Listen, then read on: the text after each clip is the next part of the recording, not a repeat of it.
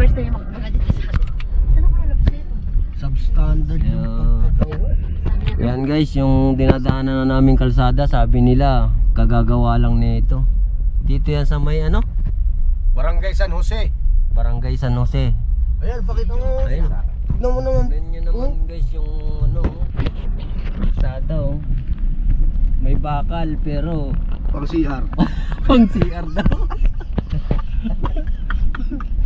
Ayan oh. Grabe, parang balat buhaya oh. Yung bitak-bitak. Nakikita mo yung ano, yung mga bakal niya, bago pa eh. Bago. Tamang kakagawa pa lang pero basag-basag na. Kagagawa pa lang yan guys. Substandard talaga eh. Oh, Mayor, baka naman. Wag mo nang kaltasan yung ano. Gago! Kinakaltasan mo pa kasi Mayor eh. Gago! Kaya yan tuloy, tinitipid din ni engineer. Gago! Kung naman si engineer nag-scatter, putang ina ng engineer nito. Gago! Pinatalo pa yung kakaunti na lang na ano eh. Oo. Tapos yung napunta sa project, wala na. Ayan, yung ano, yung bakal na pang CR. O, pang CR na lang yung bakal. Sabi ni parang Elvis, eh. Mga truck yung dumadaan dito, dapat yung mga bakal Oo. yan, yung mga ganyang katataba Oo, yung pang building pang talaga. CR eh, ganyan oh. Tulad niya, no? Gago! Ang lalalim. Pwede ka mag-swimming pag merong ano dito eh, yung bumaha. Pag umulan, pwede ka mag-swimming doon sa malalim na ano eh. Yung iba tinambakan naman nila, ayan oh, kahit pa paano mga marble nga lang. Hindi. Tingnan mo, kawawa yung mga residente mo, Mayor oh.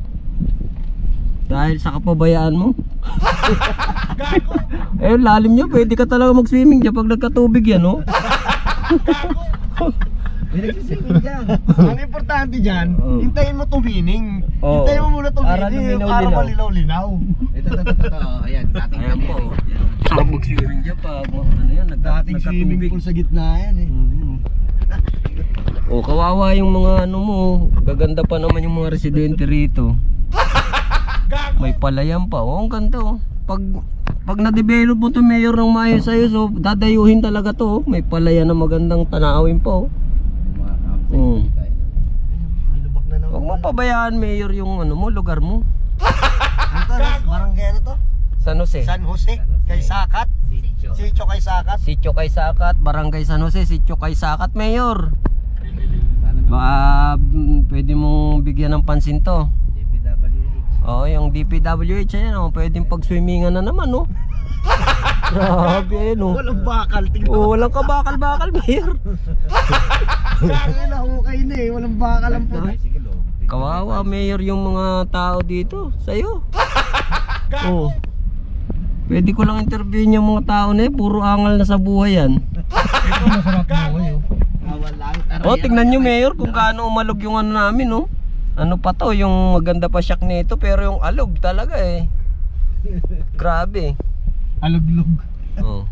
Mga goods yan sa mga nagtitinda ng mga gulong. Oo. Kasi madali masira yung gulong. Kahit bago pa yung gulong mo rito, mga 3 months, biak na. Papalit ka kagad. Mayor ha? Pwede ano, business minded ha? Ayos ha? So guys, mamaya na lang update dun sa lupa. Mamaya dito. Eh, kailangan talaga matibay na kalsada ang gawin mo para hindi maganda basag-basag yan. Kaya nga laging may Substandard kasi. Maraming truck din na dumadaan pero hindi naman ganyan yung nangyayari. Eh, ganun talaga mangyayari kapag sinabong mo yung manok sa pabo. What? Saka sinabong mo yung manok na walang tari, yung ikalaban may tari. Chope.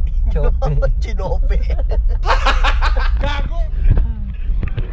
Yan, simula dito, naglakad na kami, nandun na iniwan yung sasakyan.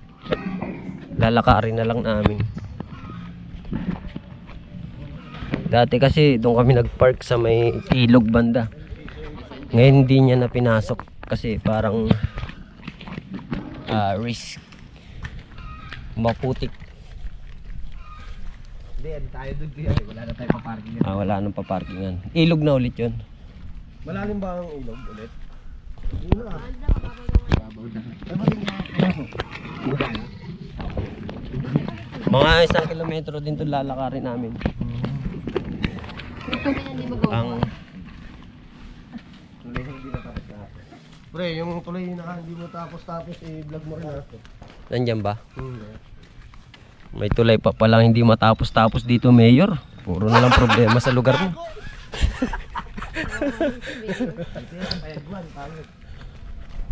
Dito sa ano, saan? Sa Payagwan. Sa Bayagwan. May camp. Sa Rebel. Pinapaano Yes. na nila. Campo Santo pala yan, oh. Campingan na nila. Yung Rebel. Yan dyan guys, pagbaba dyan, ilog na yan.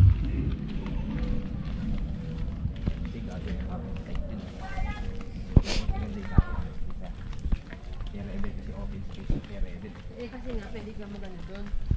Okay, yun. Ano bang balak mo?